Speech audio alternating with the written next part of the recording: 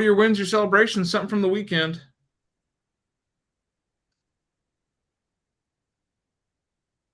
Picked up a buyer from my open house on Saturday that could be 3 deals because the mom will be 3 because the mom needs to sell, the fiance needs to sell his, and then they're going to buy one together.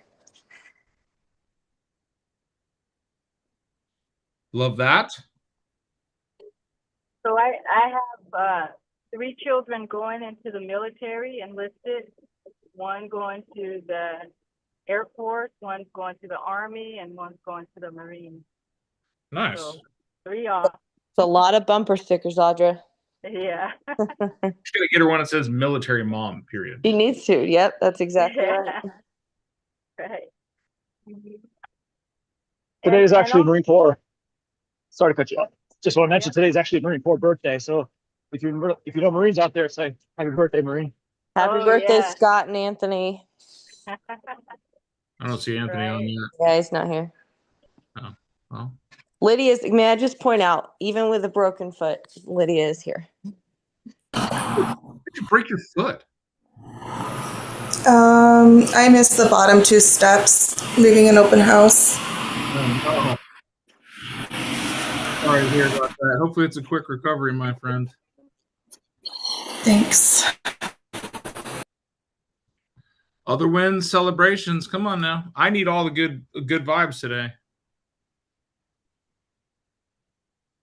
Why? What do you have? I picked up more leads over the weekend. More leads? I love that. Yeah, more opportunities. So that's always a good thing. That's an opportunity right there. I'm going to be putting... I also stopped by one of your open houses yesterday, Dan, in the mountain, dropping my wife off. And I was like, I wonder if Dan's at that open house. But it was Cassie. And then I realized she closed at 2. So that was kind of disturbing. But those signs, the pink arrows, seeing them worked like a charm. So no issues there. All praise to Mike. Good job, Mike. Which I and other agents have piggybacked off of. Yeah. I want to hear what just involved. I want to hear what Serena was going to say. Oh, I'm putting up my listing this week in Saddlebrook. Nice. So I'm excited about that. Love it. You should get with Carolina Ruiz and coordinate. She's got something going on up there too. Oh, cool. Thank you.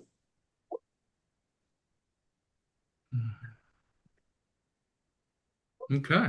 I'm planning a Friendsgiving the Saturday after Thanksgiving. So I made a bunch of flyers and put them out. Hosted by Julie Colley Real Estate. Nice. What is that, Dan? Is that your slap thing? It's my slap on koozie. Stop Those it. are so cool. You guys have no idea how excited I am for that. Oh, we do. Because it's freaking awesome.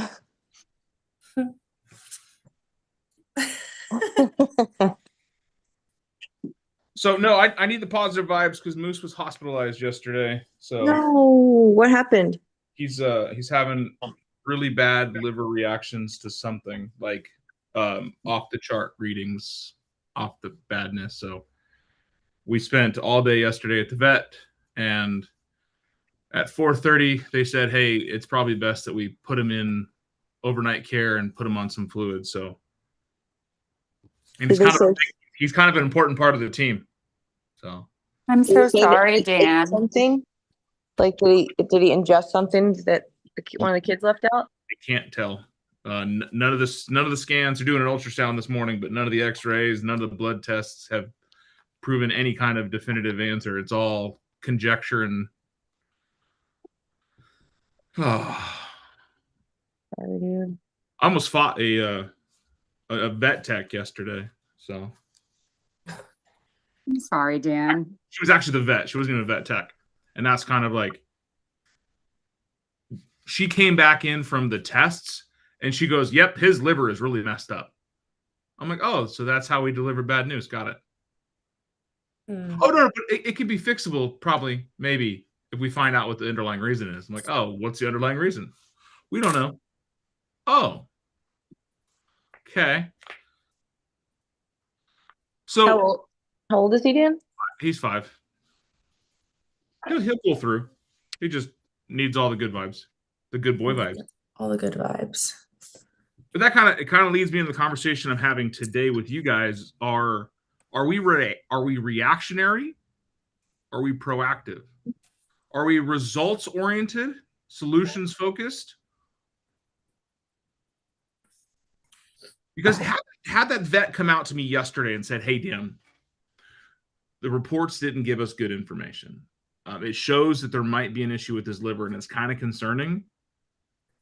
But the good thing is a lot of times those are resolvable. We're going to have to do more tests. We're going to have to do this, this, and this to uncover X, Y, and Z." Right? How would it be if you get a phone call from your clients and they're like, and you call your clients and you're like, "Yep, appraisal came back bad." That's it. That's it. No solutions, right? Are we results oriented and solutions focused? Are we working towards making something work? Are we working towards solving a problem? Or are we just being an order taker? Ever been to a restaurant and your favorite food was out of stock or ran out of something? Right. A good server will tell you, "I'm so sorry, we're out of this. How have you thought about trying this instead?" Not, "But we're out of the tomahawk steaks. Fuck off." Well, it's tone and delivery, right? 100%. And where do you get that tone and delivery from? Your attitude. Right. It's the end result that we're aiming for.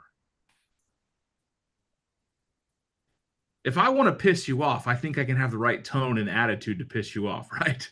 Yeah, read the room too. Yeah. You got to read the room, but when you're not results focused, solutions oriented, or however you want to say it, when you're not focusing on the end result,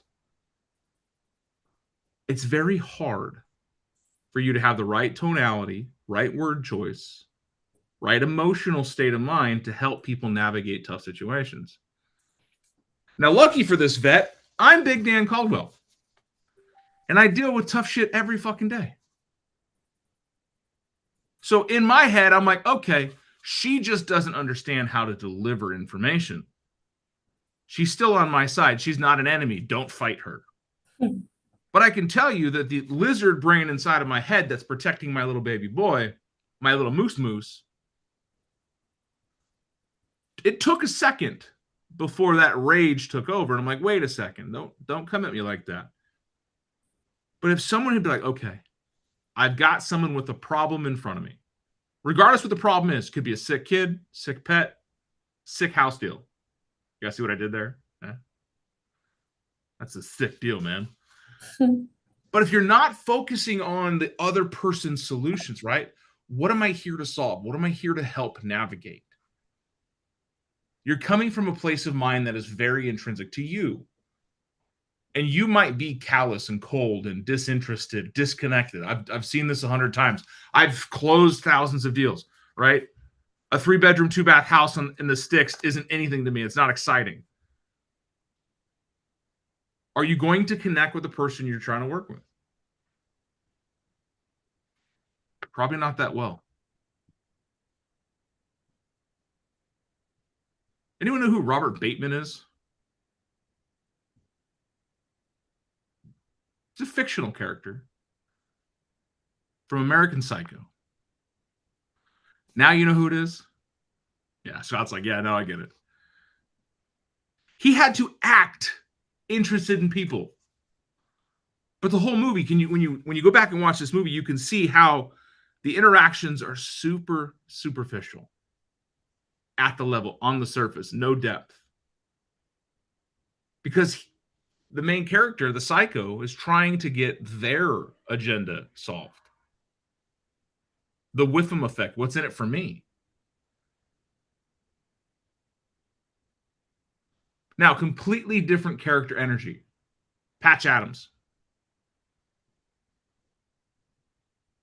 For those of you who don't know who that is, it's when, the clown character, the doctor. Anyone watch that movie, Patch Adams? Robin Yeah, Williams, so cute. What was his energy focus? making Helping people laugh, people. happy, Deeper. making sick kids smile. Yeah, he was about healing people with humor. Was it about himself? Yeah, I know No. these are both fictional characters, but we align with stories and movies, so I want you guys to see the parallels here. Oh, go potty. Yeah, go potty. Oh, I'm sorry. One superficial, self-focused, other very deep, others focused. He knew he may not be able to solve their medical issues, but if I can help them get into a better state of mind, I can potentially help them heal. The same goes true for us in every industry we're in. I don't care if it's real estate, sales in general, tech, IT, house care, momming and dadding. We are driven by our whys. Would you agree? The goals, the aspirations, the reality we want to live are some of the best motivating factors for what we're doing.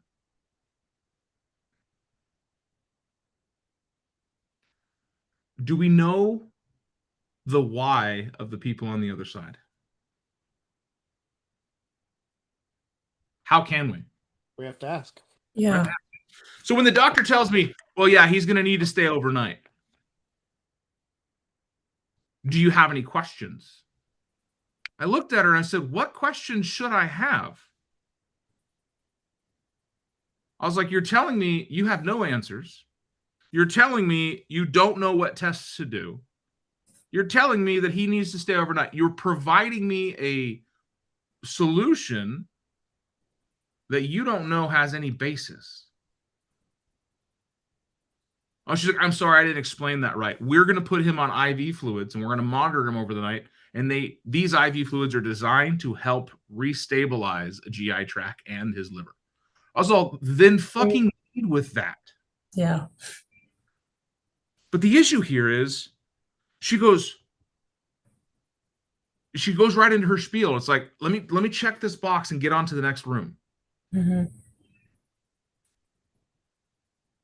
So now, in the same time of getting to know people's why, do we fully understand the situation that we're in? Have we taken the time to ask the questions to help navigate people's emotions? I know I'm paralleling, whatever.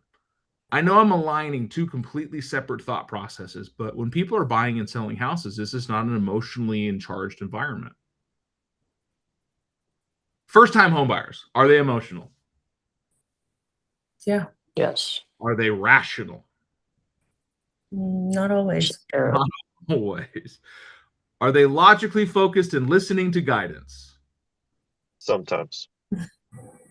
Fairly often, no. Maybe because they're scared and they'll just do whatever you say. That's the thing, is they lean into us for expertise. Some of those you don't know, my wife is an ER nurse. So there is quite literally nothing she can't do. That explains some things. 100%, right? So and when I say that is because when they're like, oh, we got to do this, this, and this, I'm like, is there anything I can do with him at home? It's not the cost basis of him being at the vet that's concerning me. You can tell me it's $1 million, and I'll be like, fine.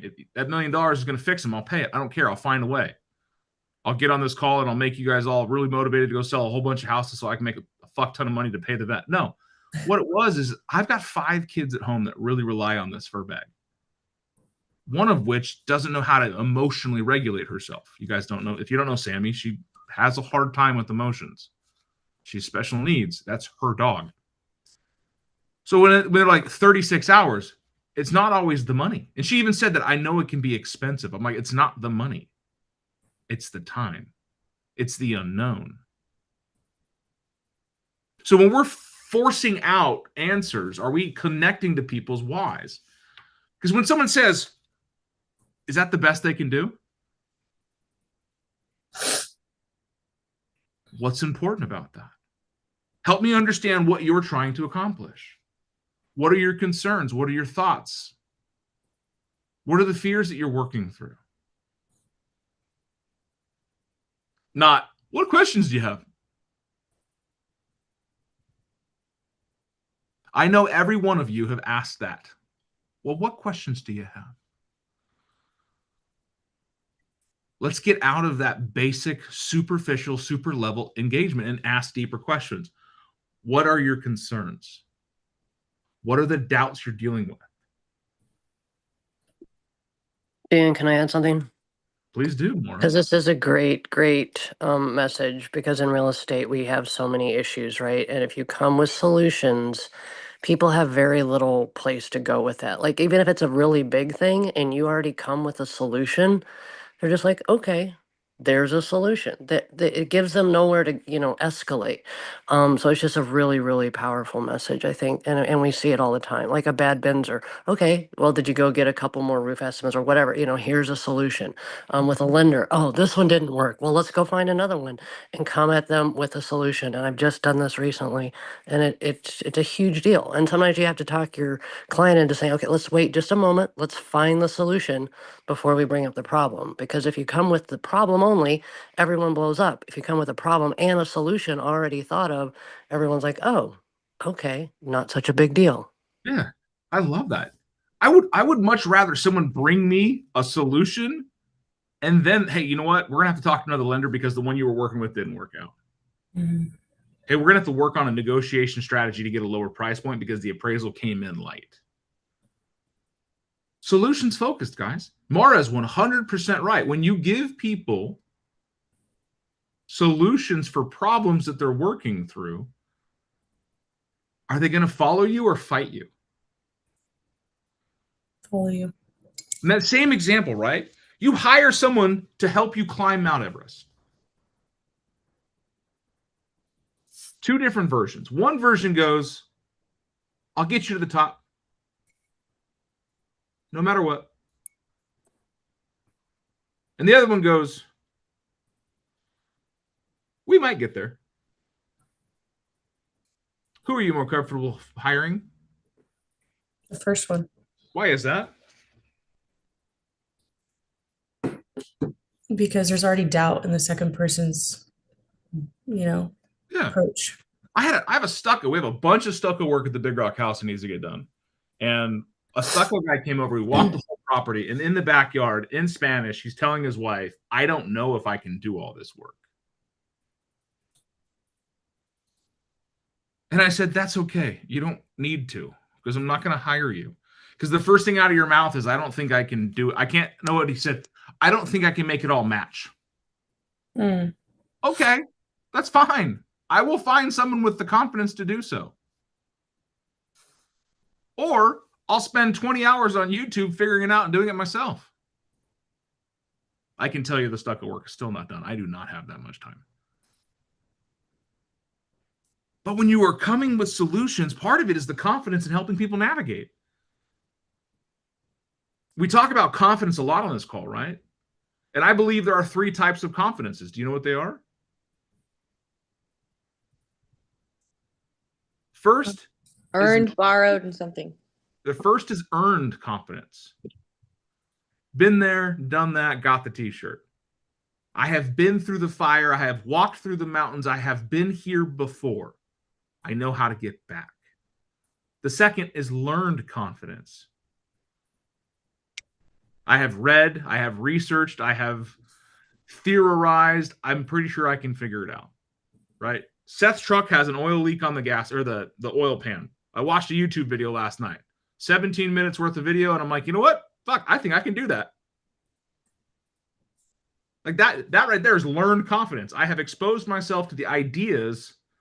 I haven't done the practicality. I haven't done the wrenching on it, but I think I can figure it out. And lastly, borrowed confidence. I think borrowed confidence is one of the strongest confidences you can have. And Christina, you remember what borrowed confidence was? Fake it till you make it. Make it till you make it. Because I don't know what I'm doing, but Scott does. I may not know what I'm doing, but Big Dan does. And I have someone in my corner that I can rely on. And I think the best way to explain borrowed confidence is, anyone on here have a bigger brother? An older brother? Yes. Are you the oldest sibling, right? Obviously. Obviously. I have 4 brothers. Yeah, here's the thing, right? Would you talk shit to somebody knowing your big brother was there? Yeah. Yeah, you would. You're all, your mama's so fat, she stepped over a trash can and fell down and made oil spill. I don't fucking know. But you would say those things with a confidence knowing your big brother was there. Like, I say whatever I want. My big brother's there. Some people have that big brother that's God, right? They're willing to do crazy things in life because they know that I have a higher power looking after me. Some people do crazy things because they know that they have this organizational structure that's going to help them succeed. And other people borrow upon confidence of authority. Why do we go see doctors? Because we need their solutions. We're confident in them. So borrowed confidence is also giving confidence to others. So as a real estate professional, are you not in a position of borrowed confidence every time you talk to somebody? Yes. People are borrowing upon your confidence as magically working through these tough situations. And like Mara explained, is if you come with solutions and you come with that borrowed confidence, you know what? I've seen this, I've done this, or I know who has done this. One of the 3 confidences, you exude this authority that people are like, Mara knows what's going on. I'm going to follow Mara. Right? Follow me. This is the way to safety versus, oh my God, we are going to get out of here. That reiterates it's just news. Unless, of course, it's good news. Then, of course, you ramp that up, right? And but I mean, you know what Mike is talking about, right? The news thing. Explain it more. Oh, you know, like you said, your appraisal come in bad. Well, I've got some news for you. You know, the appraisal has come in low, but that doesn't necessarily mean something. We have some steps we can take, you know, and talk them through it and explain to them what it means, you know, as far as possible solutions, and talking with the agent, and actually already talking to the agent and finding out where that client or where that buyer stands and everything. So. Is it easy to pass the test when you have all the answers? Yes. How do we get all the answers? Do the work. Yeah, do the work. Ask the questions. Do the research. So I made the vet very uncomfortable because she said, Dan, what questions do you have? And I said, I don't know. What questions should I ask? She goes, well, I just want to make sure, because when people come in here, they usually have a lot of questions. I was like, yeah, I've researched everything you've said. Every time you came back in this room and you gave me information, I was recording it and I researched it against 15 different AIs. Because the first time you came in and said, oh, there's an issue, I lost all faith in you. Because you didn't come to me with a solution. You came to me with a problem.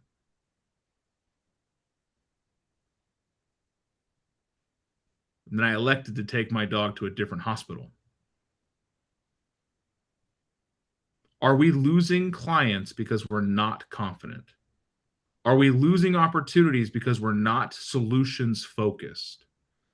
Are we losing faith in the people that are leaning on us because we're not willing to say things that are tough and to guide them through it? During COVID, a lot of you weren't licensed. We saw absolute dogfights when it came to offers. It was insane. And Mike remembers this. I taught all of you, Mara probably remembers this. Go after your clients and say, it's going to be a street fight. It's going to be a bloodbath. It's going to be a lot of stress, a lot of work, a lot of headaches. But we're going to make it through. I'm in your corner. I'm fighting for you. All you got to do is fight with me. We told them you'd be writing offers on 15 to 17 houses before the first one gets picked up. Are you willing to do it? We showed them it was going to be hell, but we're going to walk through it together. And we delivered a promise. As long as you're committed, I'm committed. I will do for you. Don't give up on yourself. We won a lot of deals, didn't we, Robin? By just being tenacious. We won a lot of deals by telling people it's going to suck, but we're going to help you through it. And we got a lot of reviews that said, oh my God, they made it so easy.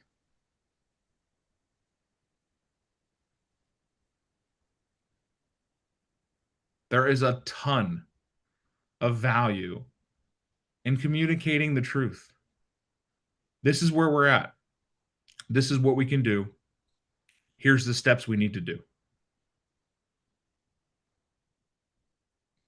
Your dog is sick. Something is attacking his liver. We don't know what it is. We need more tests.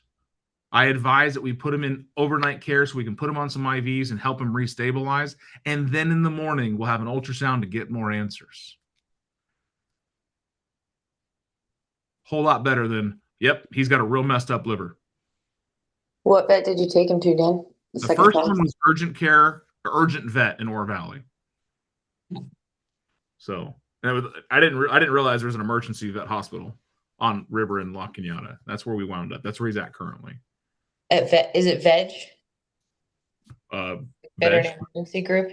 No, think River so. Locking Out is a different one. Veg is on Orange Grove and or sorry, not Orange Grove, Ina and Oracle, and they're pretty awesome.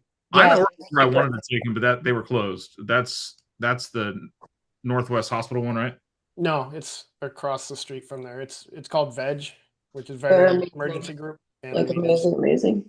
it's like you walk in, there's a immediate triage. They take them immediately.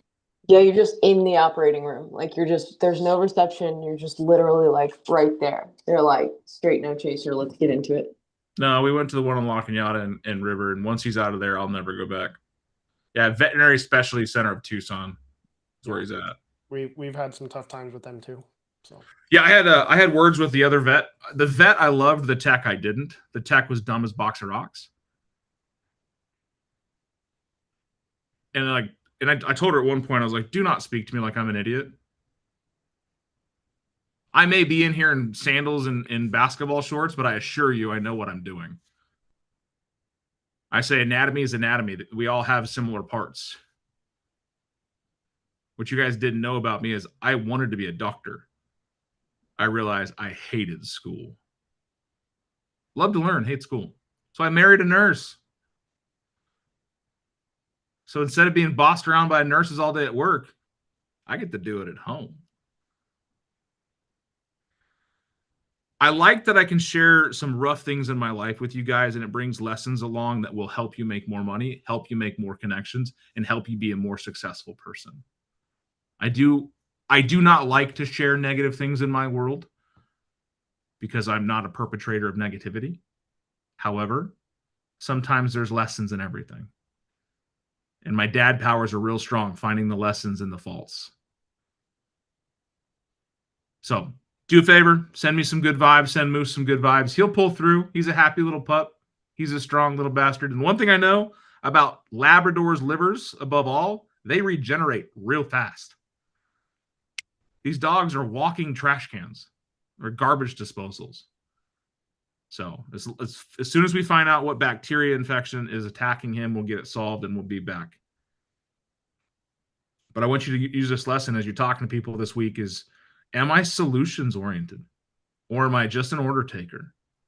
Am I helping solve problems and helping people get to where they want to go?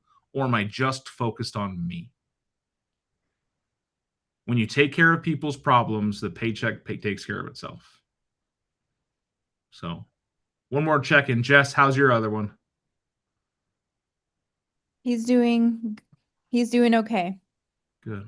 He sneezed this morning and almost died, but he's doing okay.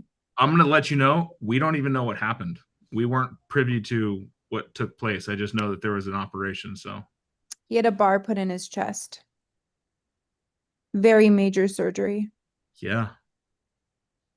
Was it an accident or just a corrective measure? Corrective. So he had the indent in his chest that was causing That's right. pain. and- I didn't connect the two.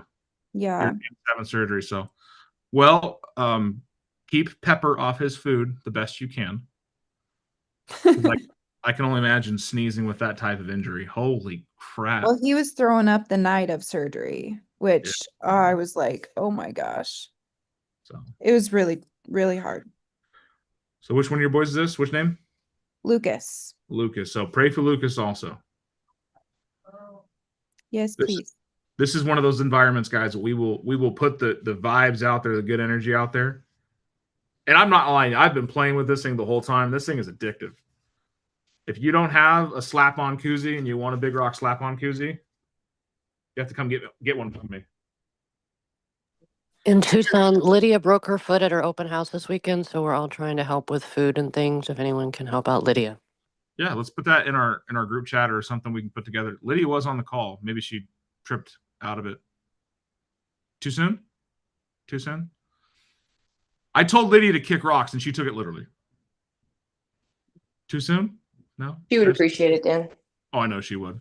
That's why I'm saying it. Guys, I love you all. Thank you for being a part of my morning and my tribe. Happy Monday. I know there was a dark message in this, but there's a lot of growth and light to be there. Be the solutions for people are looking for, right? Gandhi said it best. Be the light that you want to see in this world. Be the solutions people are looking for, and you will help more people find more solutions. You will make more money. Just to tag on, I think a lot of it, because I'm guilty of it as well. You know, we get so used to these things, you know, maybe that's partially what the vet was doing, is that's their day in, day out job. And we have to constantly remind ourselves that we're, like you said, be proactive and remind ourselves that they're not familiar with what we're familiar with every day. Yeah, it's called being jaded. We in real estate have done this 100 times. Like, who's bought a house, like their first house, right? Remember that? What was the excitement level? During the transaction, yes, stressed as all hell, but what was the excitement level when you got the keys the first time? Wow, awesome. On a scale of 1 to 10. 10. 10? Mm-hmm. Okay. Thank you, Audra, for playing in. Now, if you've sold 100 houses, do you have a level 10 excellence or a level 10 excitement for the people buying that house? Over time, you get jaded. Over time, you get a little grizzled. So let's do the level 10. Let's get excited for people, not just for ourselves. Sound good? Sounds great. Did you learn something today? Mm-hmm. Good. This message brought to you by Moose.